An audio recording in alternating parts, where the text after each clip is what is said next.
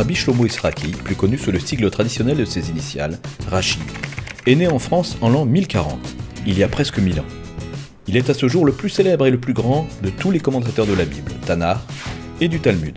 Qui ne connaît le commentaire de Rashi? Quiconque a jamais tant soit peu étudié la Torah sait que la première question posée après la lecture d'un verset, c'est « Et que dit Rashi ?» Son œuvre est probablement celle qui a donné lieu au plus grand nombre de commentaires, plus de 100, parmi lesquels on compte celui du Maharal de Prague, le Gourarié, celui du Rav Eliaou Mizrahi, le Rehem, et bien d'autres. Face à cette bibliothèque déjà immense, un autre commentaire était-il encore nécessaire? Le lecteur contemporain peut souvent être désarçonné par les propos de Rashi qui ne sont pas à l'harmonique de nos façons de penser aujourd'hui. Ces propos peuvent être même fort surprenants. Par exemple, commentant les premiers mots de la Torah, au commencement Dieu créa, Rashi s'interroge, n'aurait-il pas fallu commencer la Torah par le premier commandement donné à Israël alors que se préparait la sortie d'Égypte? Rashi pensait-il vraiment que la Torah devait commencer au 12e chapitre du livre de l'Exode? On peut bien sûr hausser les épaules et affirmer avec une certaine suffisance « Bon, Rashi a vécu il y a 1000 ans.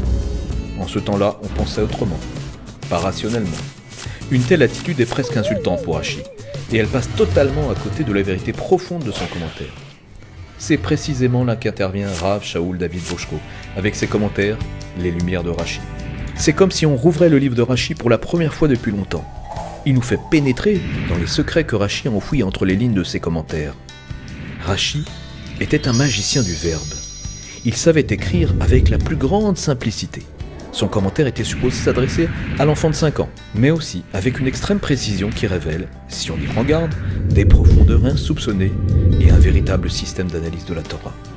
Le monde des mots de Rashi déroule une fresque où se rencontrent les principes de la foi, les temps des origines, des principes éducatifs et des sujets encore aujourd'hui d'actualité.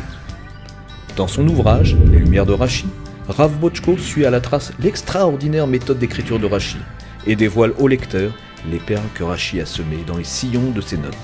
Un monde qui risquait encore de nous filer entre les doigts et d'échapper à notre regard. Rav Shaul David Bochko, Les Lumières de Rashi.